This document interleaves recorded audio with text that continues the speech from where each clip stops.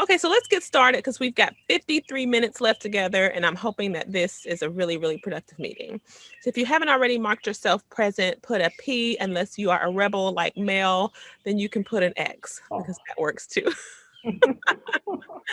All right, so the goals of this meeting, we want to workshop the rationale, objective, and goals document that Group 1 started. So this already kind of went around and we got some feedback from a few folks. So I'm hoping that we can sort of button that up and move on to the next thing. And the next thing is to brainstorm ideas for speakers and presenters to present at the workshop. And so under there, I just put a little snip of the RFP for workshop proposals to sort of give us a guideline of who we're looking for when we start to brainstorm those speakers and presenters. Okay, so if you haven't already, go ahead and click on that link there to the workshop rationale, objective, and goals. And so here you'll see what was started and what some people said about what we have. So I'll give you a minute to review that. And then I have condensed some of those comments. And then I'll share that link after you've had about 1 minute. So at 12:09 and some seconds, we'll move over to the other document that sort of condenses these comments.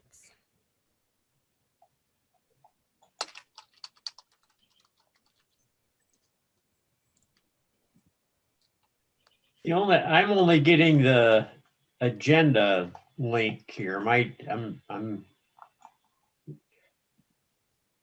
let me share that with you directly. Well, I don't know if I'm not doing. Well, you have to go into the agenda and then click on a link in there. Oh. Caitlin, did you just put that in the chat? Thanks. Posted it, Mel, in the chat. Okay, thank you. Mm-hmm.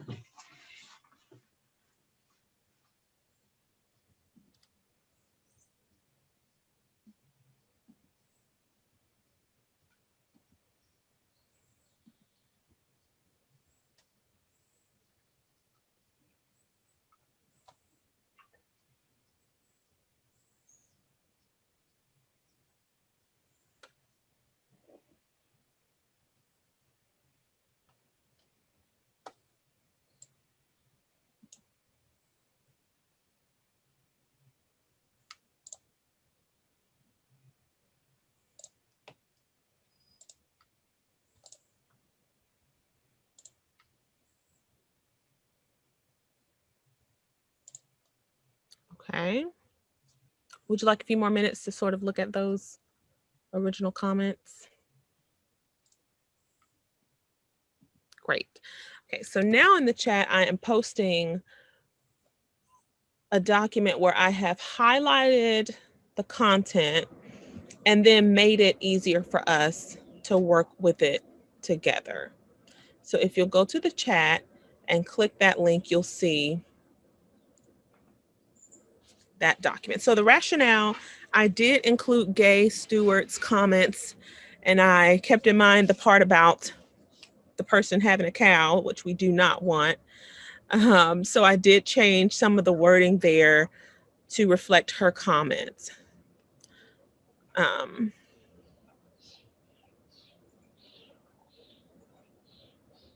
The objective was fine. No one had anything, no feedback about the objective.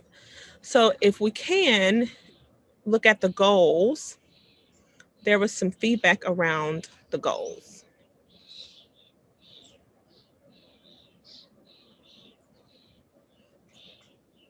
Caitlin, do you want to expound on your comments? Yes, and first I would like to apologize for being an evaluator because that's the lens that I'm using here for the goals. One, we want to be able to measure them, and two, they need to be in fact achievable. So my concern was that these seem like goals that could be achievable if we did follow-up work after the event. But it sort of depends on,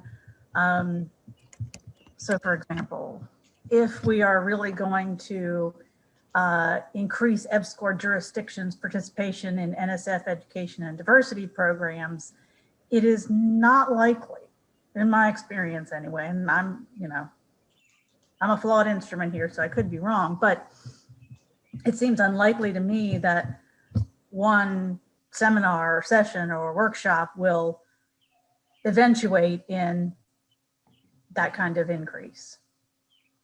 So I would recommend making these more targeted, and that we be thoughtful about what we can actually achieve over the course of however long this event might be.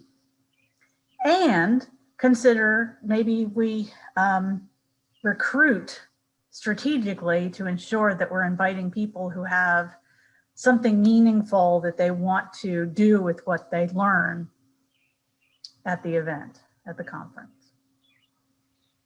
So for example, we might say, if you are planning to build a new network in your state, this might be a place for you to learn about how to do that as an EPSCoR state. And relatedly, going back to the rationale, we call out includes, and I think that's great and appropriate. But NSF is also building other networks. And so I might broaden the language so that maybe we can pull in other kinds of grantees. I mean, and if that's too much or it widens the field, I'm cool with that too. But it's important to acknowledge that NSF is doing this network thing more broadly than includes.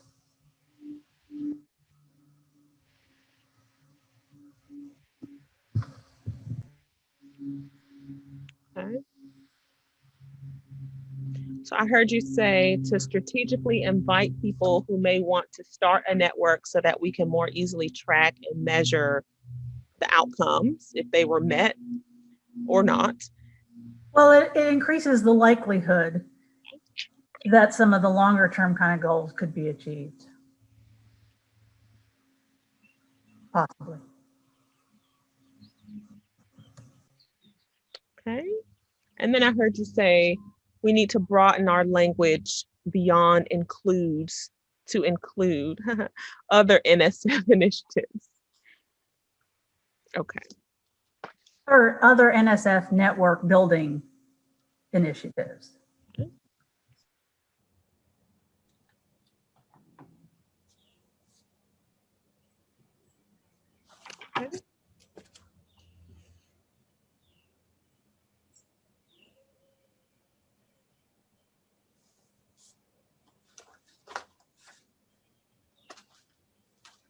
So is there a recommendation for changing the wording for one of those goals? So perhaps instead of expanding first to network best practices, we could be more specific and say one of the outcomes of the workshop will include beginning network building in an additional state, or how could we capture that in the language?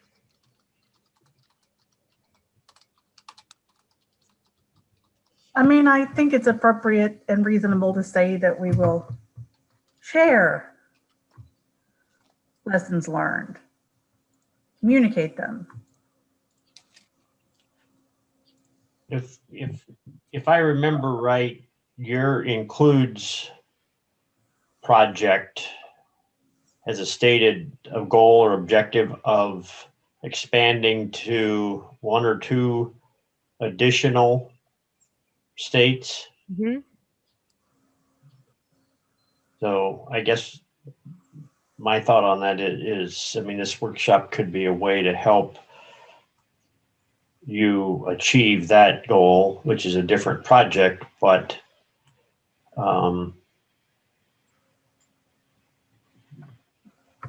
it would make sense or could help achieve that. And I recognize this workshop's not going to do it probably by itself, but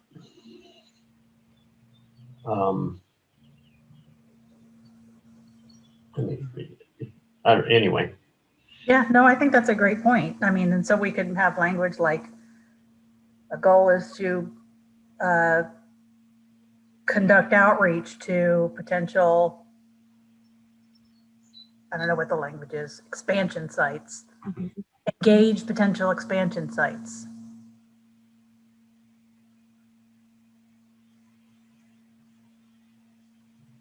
Build relationships and share knowledge with potential expansion sites. I'm gonna start getting poetic here. I'm sorry. This may need to maybe the previous item, but it seems to me, and I think this is consistent with what's said, is the word networking or network probably needs to be more specifically defined, because I mean that's a very broad term.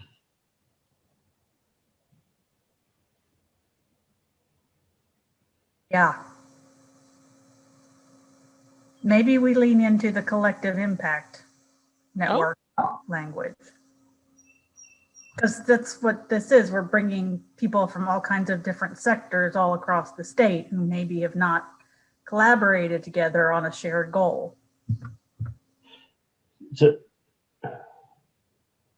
if I understand the West Virginia includes is, if I remember it's really focused on networking a variety of organizations throughout the state to help encourage, a diverse student population to go on into STEM, etc.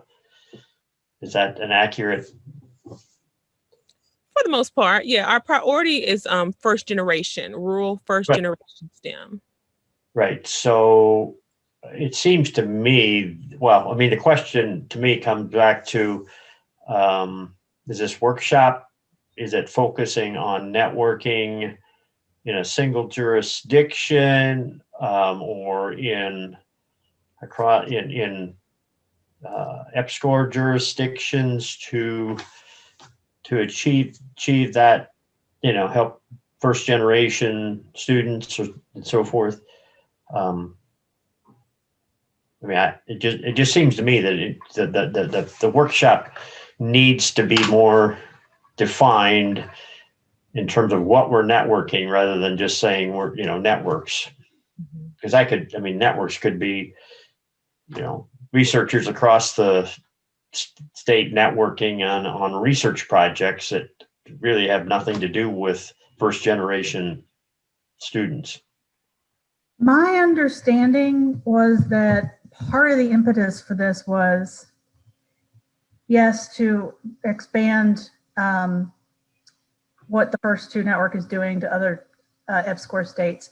But secondly, one of the things that's become painfully obvious over the last 3 years is how challenging it is to do this work in an EPSCoR state, because it is so under-resourced, because it is so constrained in terms of human capacity, because it's so rural and people are geographically remote from one another. And so it's also an opportunity to learn about how to do collective impact work in places that struggle. I was going to suggest that, I don't know if people find this valuable, but I think one thing First Two's good at is they've networked together institutions and students and, higher education institutions and students, and then other like nonprofit groups and people from the state. So there's some experience there, but I don't know if that's like something that's different for typically for networks or if that's something that's commonplace. Maybe Caitlin or somebody else would know. I don't know. So I have a question, and maybe this is just like way out there, but in a small state, right, we have NIH and NIH funded researching, and we have NSF, and are the two, I always feel like instead of bringing them together, or it's a fight to bring them together, and that's sad because we're targeting the same kids. And I saw this happen. I thought it was just beautiful when the Embry, which are NIH funded, offered spots for first two kids. And I'm thinking, dang, that's what we need to do. You know, they have spots for our HISTA kids, but we're NIH funded, you know. So I think we need to be inclusive. And I thought that was, I don't know if that's something we even want to talk about or look at or go after more, so that, you know, what is our goal? Our goal is to reach these kids and provide the most opportunities for everybody. And in doing so, increase the number of STEM researchers we have in the state of West Virginia. And you've got NIH and NSF, and it's like, instead of this, we need to mesh them together and let them move forward and bring a bigger group. Is that blasphemy? Did I just? No, it's not blasphemy, and it's not unusual. I mean, each state has their EPSCoR program structured differently. And I don't know how West Virginia's is structured, but that's not uncommon. And for example, in South Dakota, all the EPSCoR programs are overseen by a single governing body. That's not true in every state. And the reason we did that was to address the issue you're talking about right there, just there. So, I mean, you know, and there's other ways it can be done, but it is a very common problem. But I would say in my mind, it's not really a networking problem. It's I guess a governing or management issue with the state more so than the people not necessarily networking. But NSF is very interested in that, but that's a whole other workshop because there's a group of us that in a couple of different group areas have been working with NSF on a governance workshop that they asked us to try to put together. And what you're talking about is one of the issues that you know they want and needs to be at least discussed. But in my view, that's a different workshop than, at least in my mind, what you're talking about trying to do here. I think it kind of goes there because Embry did make space for first two students. And so that was a smart way for Embry to capitalize on their goal of getting underrepresented students with the second priority of first two. And it helped first two in that we didn't have to spend money to fund those students to do research because Embry was covering that cost. So I do think, yeah, that's a totally different workshop. But to Kathy's statement, I definitely could see how that fits, because if the goal is to network within the state of West Virginia, which is what First Two is doing, then we could speak about that. Like we could have a workshop about that and use that as a potential example of what other states could do. Now, to Mel's point, the structure of the EPSCoR offices and the different grants and such, I don't I have no idea. But for us, we were able to negotiate with the director of Embry and have him make room for our students to their benefit in getting underrepresented and to our benefit in that MOU and us not having to fund those students. Right. And I think, here's the other thing is all these programs, for example, NASA, EPSCoR and Space Grant, they have specific goals that those grantees have that they want to see in terms of disadvantaged students participating and so forth. And because because person who manages our NASA EPSCoR program they got an email saying, oh, we're way below meeting our targets. And so they're saying, okay, what can we do to achieve that?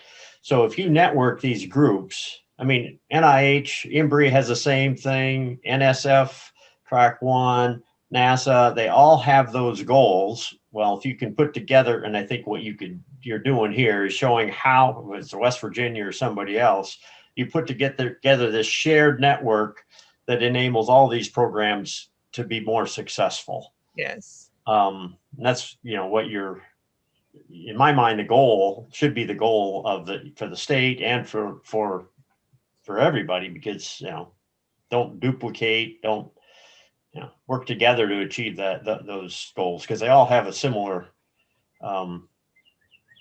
mission in terms of, where their funding comes from is irrelevant. They all want them to have efforts to involve underrepresented groups, including first generation students. So in just back to that, the fact that we're doing that college prep camp with our seniors, that for the first time ever, HISTA kids are going to be working with non-HISTA kids through First Two, and that is a big deal, because it broadens our horizon, but it also gives us more resources to even build a stronger, better program that reaches more kids. And that part of HISTA is NIH state funded, and because First Two's adding in, that's a really cool thing. It's kind of scary in a way, because I don't know, you don't want to get your hands. I always feel like I'm going to get my hands smacked because I'm playing in both sandboxes, but that's not what it is supposed to be. And yeah, I think Caitlin, mutual aid sort of summed it up very well. And I think, Mel, everything you said, I have written down, and I cannot wait to go back and listen to it again, because it sounded so good. Shared networks to enable success of all networks, because they all have similar missions. We want to help each other meet targets, and it would be so much easier and it would run so much smoother, ideally, if we did it together. Is that Right. like the essence of what you were saying? Yes. And you put yourself you're a high school student or a high school counselor. It's so much easier if you get one email or whatever it is and says, here's the opportunities for the target populations or whatever it is, instead of having NIH, 5-6 different programs contacting that one teacher or trying to contact the teacher or the counselor, and they're just like, well, I'm so confused and so forth. So, two things. You want to make it, if you're going to be successful with the target audience, you have to make it easy and user friendly and so forth. And that's, to me, another very important part of that network, that, it's kind of like a customer. Talk to your customer. What does a customer want? And we've talked about this and tried to build something like, or working on building something like that, the resource pages and I mean, this was one of the things when we first started talking about this is what are the summer research opportunities and where do you find them? And they're on 16 billion different web pages. Yeah, that takes me back to something else that First Two is doing. That's the STEM asset map. Yes, exactly. Julie, do you want to add to that? 'Cause there's something like similar to that in the Division of Science and Research. You're on mute. I'm sorry, I was distracted for a minute there, so I missed what the last comment was from Caitlin. Was it Caitlin? I think maybe Sarah. Oh, Sarah, I'm sorry. Well, just I know First Two at one point was starting to try to collect and create a web page that linked all the different, for students, summer research opportunities to at least give them, and part of it was who's going to monitor that page and keep the links up to date. But, the fact that if you're a student trying to find a summer research opportunity, you're sent to a gazillion different web pages because yeah. So I guess maybe what Jade was trying to say was or allude to is for our new track 1, we're going to put in there that we're going to have an internship site on our website. Yeah. I mean, First Two is trying to do that. Right. First Two but was. And it might be we could bring the two of them together so that they're really the same thing, but at least it'll be in 2 different places, maybe in science and research, which, we have a different audience than the First Two, right? So. Yeah. Erica and I, along with Michelle and some others, have been working on that asset mapping database. Right. We're getting pretty close. I would say probably a month or 2 more, and it should be in good shape. Right now, we're just trying to get all the kinks out of it. So hopefully soon. Yeah. I think that's going to be a wonderful resource. Mm-hmm. So it sounds like we've got a number of strengths to capacity building, right? And I think we can all just off the cuff name a list of the weaknesses or, the difficulties in capacity building for networking. So let me go back to our. Let me make a comment on the whole workshop process here. Mm-hmm.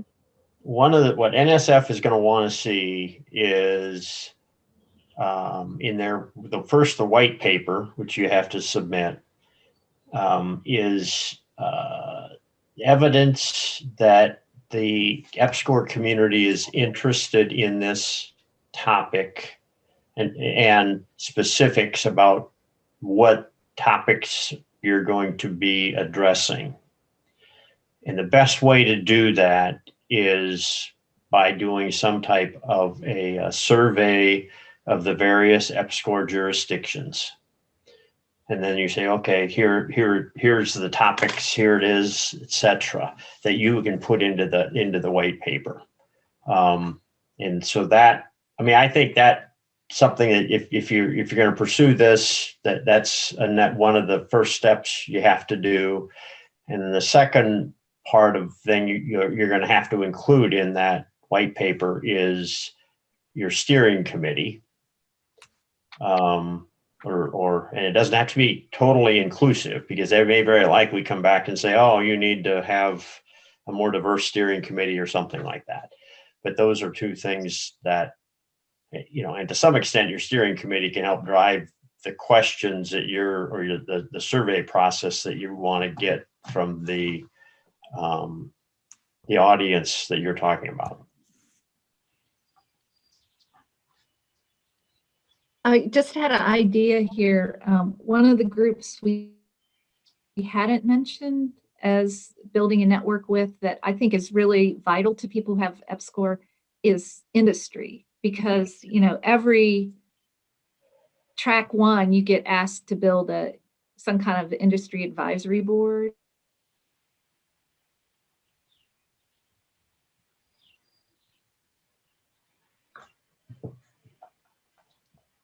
I think we lost her. She's frozen. Or she's thinking really hard. So must build capacity / relationships with industry was the last thing.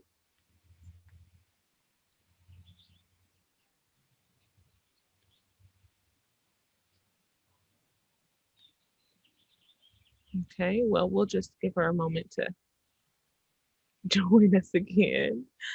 But now I want to go back to what you were saying about sort of the steps. The first thing we did was send out a survey, and I got that from Caitlin.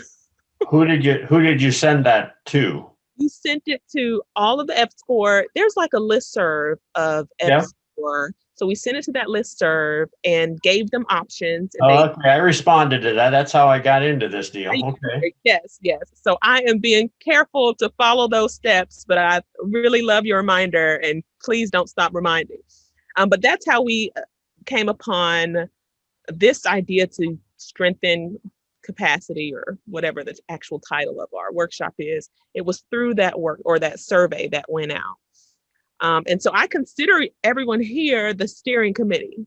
Now, I imagine that this committee will grow as we progress through, oh, here's Julie, as we progress through the planning to address issues in diversity and inclusion and the targets that NSF is looking for. But we're following those, everything that you said, we're following. Julie, we lost you. Yeah, my Zoom crashed, sorry. The last thing we heard was it's important that we build capacity / relationships with industry, because that's sort of like a thing. And then when you left, I was addressing Mel's point about sort of following the steps in the proposal, making sure that we survey to get the idea. And I was sort of telling him the back end stuff that we've done. But do you want to finish your statement? No, I was just saying that I think that's an aspect of networking that people might be interested in, is how to integrate people from industry into the network, because they don't want to do it if it's not worth their time spent there, because they're having to take time out from their job that someone is paying them to do. So they have to be able to justify being there.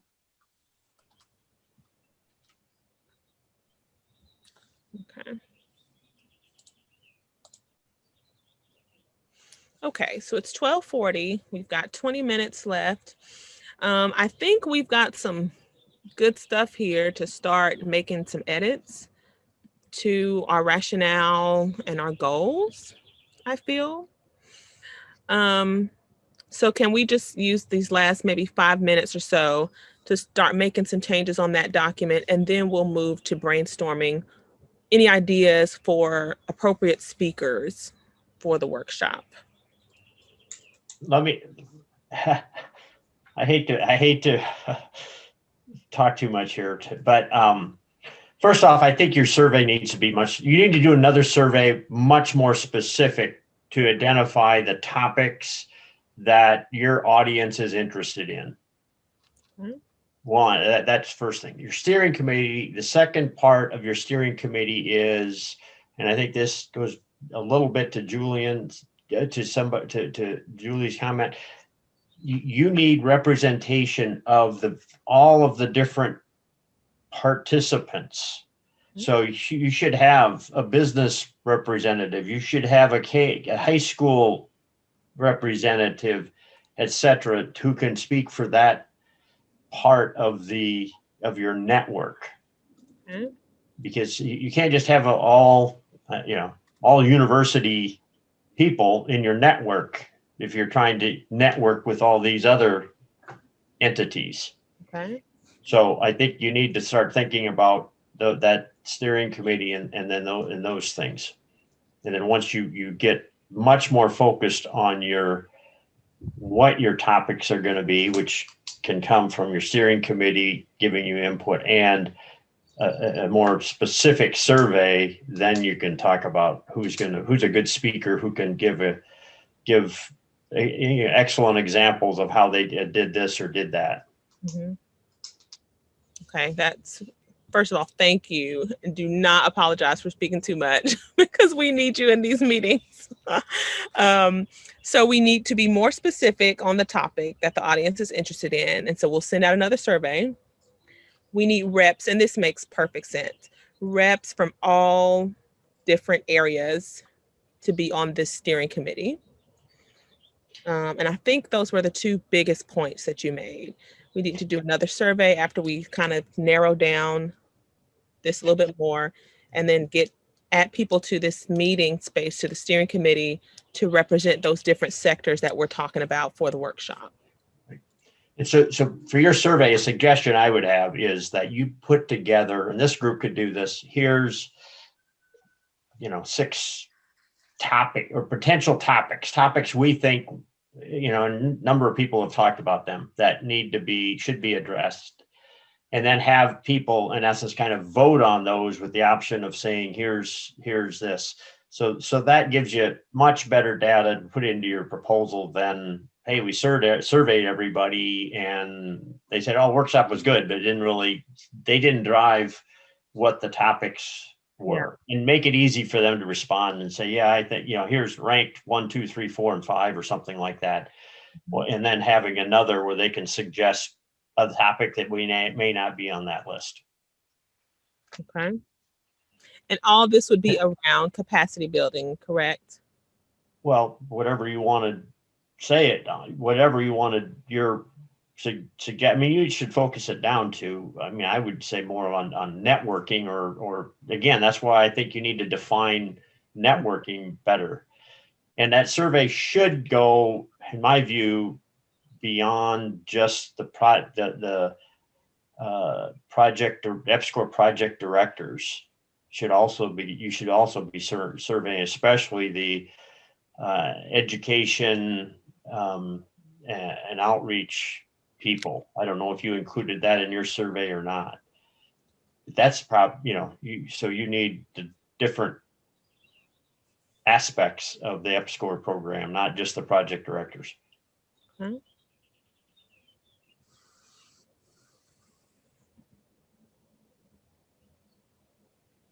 Thank you, Caitlin, for that comment. Okay. Do you know of any other listservs? Because I only know, I'm pretty sure we sent to 2 different listservs. One was the EPSCoR, and Julie, you'll have to remind me of the one that Annette sent it to. Okay, there's the program directors, and then the one Annette. Program administrators, probably. Program administrators, which includes the EOD people too. Oh, okay. So the EOD people are in there, but I think because typically, they're the 2, I think, most visible, but there's the communications group, like the communication directors, which would again be good to have in this, get their feedback, as well as the education, outreach, diversity, and they may be more than one person and so forth. So, we could actually get those lists like from the NSF or something, make sure if we want it to be more specific. Well, I can,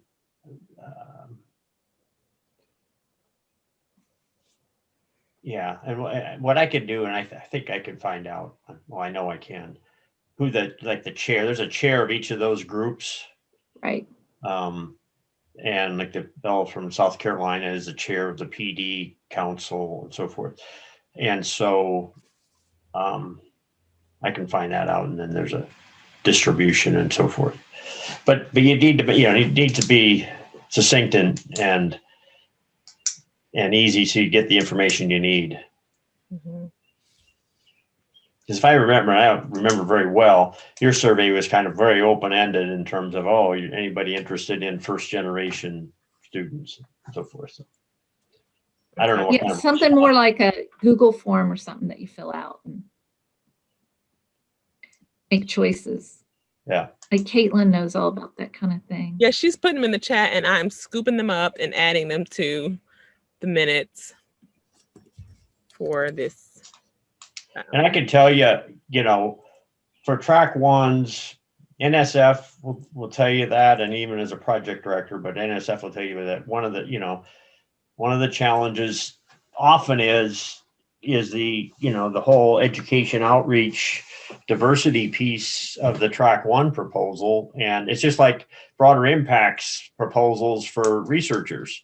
It's kind of an afterthought. Oh, we have to, you know, check this box, but it's not given the, you know, the attention that equal attention. And so that's something that, I mean, I think that's what you want somehow, because NSF is aware of that and they would like to see, in one of your goals there, stronger education outreach diversity components of the track one proposals and broader impacts of all of the proposals.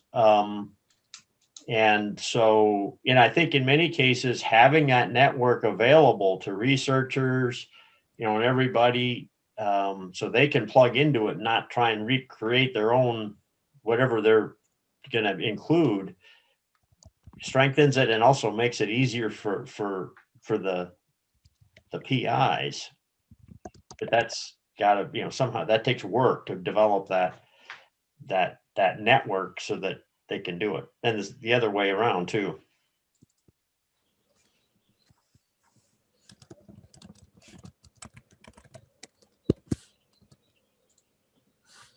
Okay.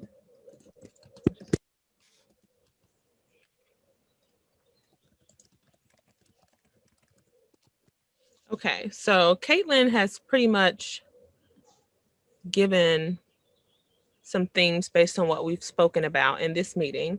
So if you'll go back to our agenda, and I'll link that again because I don't see anyone there but Sean.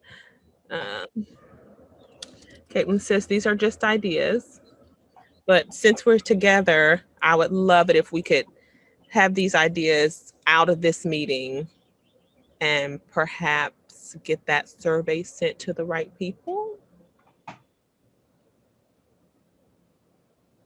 So on the second page, you'll see rank the following workshop topics in order of most valuable, 1 being most valuable to least valuable, 5 being least valuable. We don't have 5, but just pretend. Or, and I can put a field that says include, what is something else that you think, or what do you think, Mel? Should I leave something there to solicit other ideas? Well, I would suggest, I mean, I think, you know, others can come up with some ideas, but I would suggest, you know, we try to come up with, and think about how many you're going to do. I assume this is a 1-day workshop. How long is the workshop? So think about how many sessions you want to have. And so you want to have enough questions to identify those sessions, you know, not exactly the number of sessions you have. So if you're going to have, you know, 8 sessions, and some of that's okay, you're looking to have breakout sessions, or looking to have others, or a single one big group session. You know, those are some things I think you need to think about before you start with the survey, because identify how many things you want to, how many sessions you want to have. In your experience with these workshops, going to them and just sort of helping to plan, what does the format usually look like? Like how many days, how many sessions? Yeah, most commonly they're I mean, back when people traveled, they would be 2 days. You would come in, then you might have a something late afternoon, or some people travel in, they're there the next day, all day long, and then in some cases they either leave or they stay to the next day.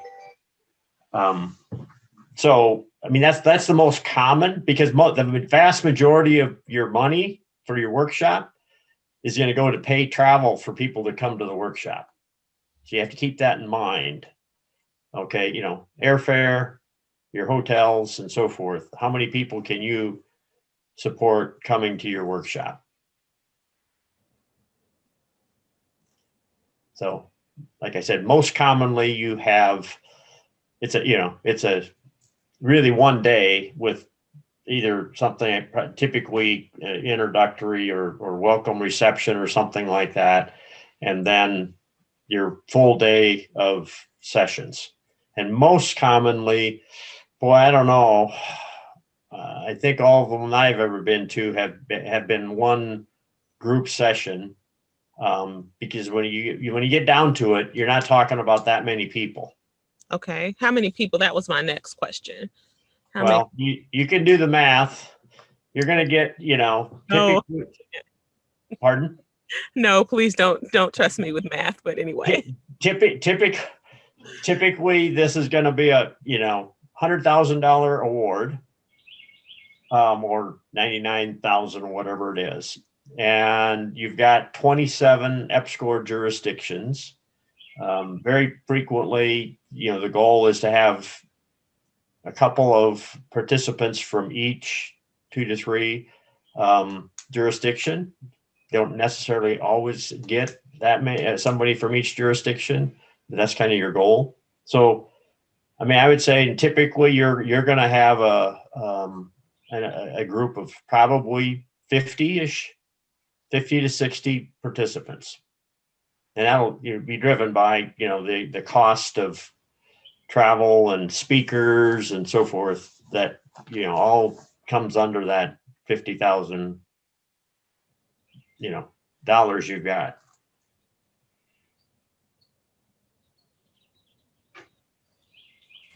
okay.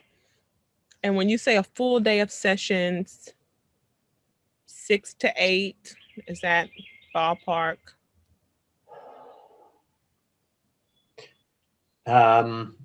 Yes, most commonly, and again, these are broken up a lot of different ways, but a lot of times, like, you'll have the morning, more presentation type things, and then oftentimes you'll have like a working group where they may break out and come up with new ideas or things about how they might, for networking or whatever it might be. And then they would come back and they present back what they thought of and so forth, or they've come up with. And oftentimes specifically a measurable goal of that workshop is to see or to try to identify or develop a working group, or some of those working groups then commit to going on and continuing their, what the plan or actions that they talked about in their session.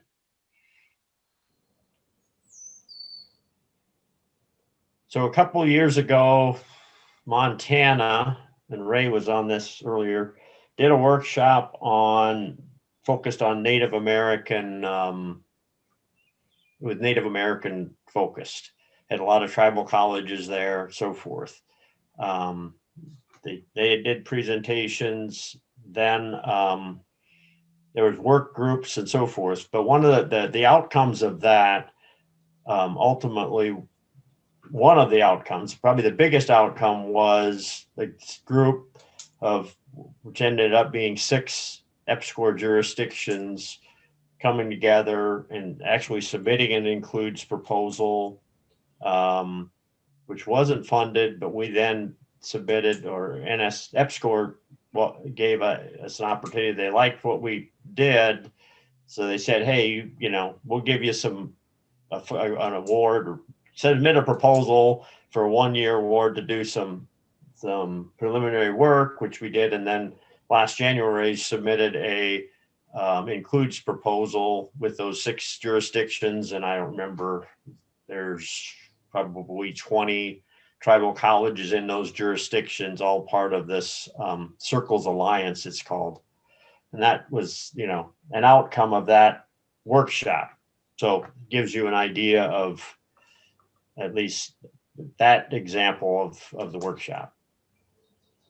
Okay. And I've been to other workshops where states had to bring a team, and then they developed, which could be, this could be a model of that, is that team then went, and part of what they did was they worked on developing a strategy for creating this network in their state during the workshop. So it all varies depending on what your goal is, but most typically it's 1 to 1.5 day long. Okay.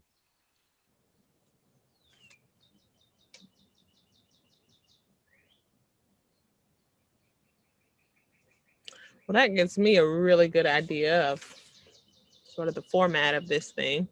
What would we do without you? Man, you're so helpful. You would probably be much further ahead. Making a lot of missteps along the way, I'm sure. And having to circle back.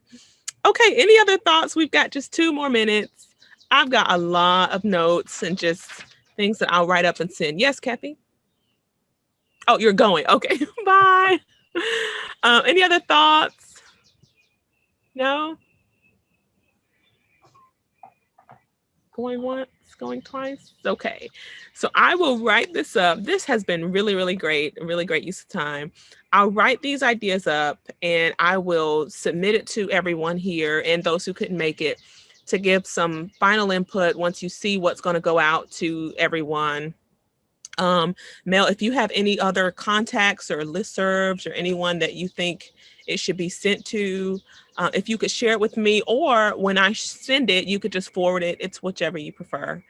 One thing that we have done previously, I don't remember when we did this, but where we did the survey and we asked the EPSCoR representatives, probably be an education outreach type thing, to forward that on to 5 or a number of people in their jurisdiction. Could be high schools, could be, so it's really going after the audience that you're talking about, that you want to have in this network to get their input.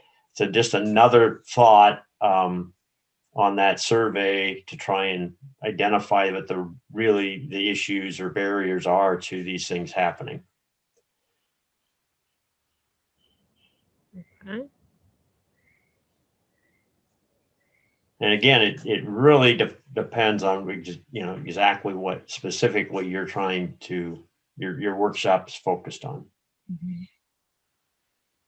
Okay. Any other thoughts?